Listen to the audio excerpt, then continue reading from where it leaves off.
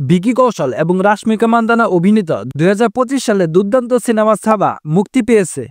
তার সাথে সিনেমাটি প্রথম দিনে 31 কোটি রুপি ইনকাম করেছে।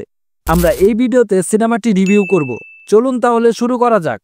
প্রথমেই কথা বলা যাক সিনেমাটির প্লট নিয়ে। ছত্রপতি শিবাজী মহারাজের পুত্র ছত্রপতি সম্রাজ্ঞী মহারাজের জীবনকে ঘিরে এই সিনেমাটির কাহিনী নির্মাণ করা হয়েছে। মারাঠাদের বুরহানপুর জয়ের মধ্য দিয়ে সিনেমাটি শুরু হয়। বাকি গল্প আওরঙ্গজেব অর্থাৎ অক্ষয় খান্নাকে ঘিরে, যেখানে ছত্রপতি সম্রাজ্ঞী মহারাজাকে ধরে ফেলার এবং তাকে সবচেয়ে নৃশংসভাবে হত্যা করার পরিকল্পনা করা হয়েছে। রাশমিকা মান্দানা ছত্রপতি সম্রাজ্ঞী মহারাজের স্ত্রী মহারানী যিশুবাই ভোসলের ভূমিকায় অভিনয় করেছেন। দিব্যা দত্ত মাতরাজা সোহরাভাই ভোসলের চরিত্রে অভিনয় করেছেন। আশুতোষ রানে, বিনীত কুমার সিং, ডায়না পেন্টি এবং বাকি কাস্টরা গুরুত্বপূর্ণ ভূমিকায় অভিনয় করেছে। সাবার কেন্দ্রবিন্দুতে রয়েছে সম্রাজ্ঞী মহারাজার চরিত্রে ভিকি কৌশলের রূপান্তরকারী অভিনয়।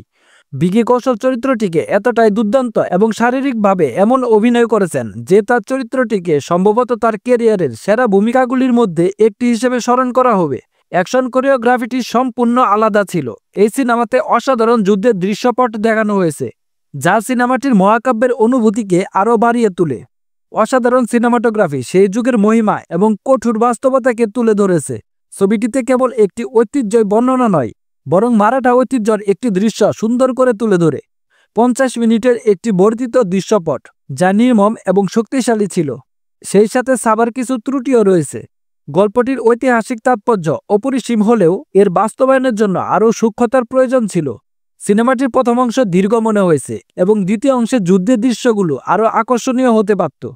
শিবাজী মহারাজের উপস্থিতি ভয়েস ওভারের মাধ্যমে অনুভব হলেও ভিকি কৌশলের অভিনয় সাবার আত্মা হিসেবে কাজ করে। তার শারীরিক রূপান্তর এবং মানসিক গভীরতা চরিত্রটিকে সত্যতা এনে দেয়। অক্ষয় খান্না আওরঙ্গজেবের চরিত্রটিকে দুর্দান্তভাবে ফুটিয়ে তুলেছে। প্রতিটি দৃশ্যে দুর্দান্ত খলনায়ককে স্মরণ করিয়ে দেয়। অন্যদিকে রাশমিকা মান্দানা আত্মবিশ্বাসী এবং কারিশমাটিক হলেও তার সংলাপ পরিবেশনের কারণে তিনি তার ভূমিকায় পুরোপুরি খাপ খায় না। তার সংলাপগুলো আরেকটু উন্নত করা দরকার ছিল। সবশেষে ছত্রপতি সম্রাজ্ঞী মহারাজের গল্পকে শ্রদ্ধা ও তীব্রতার সাথে পর্দায় তুলে ধরার জন্য সাবা লক্ষণ উতেকারের একটি প্রশংসনীয় প্রচেষ্টা।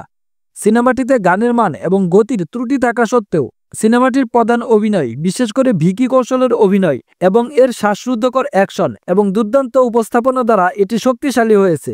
সবকিছু বিবেচনার ভিত্তিতে সিনেমাটি দেখার পরামর্শ দেওয়া হচ্ছে, কারণ কয়েকটি অংশ খুবই চমৎকারভাবে দেখানো হয়েছে।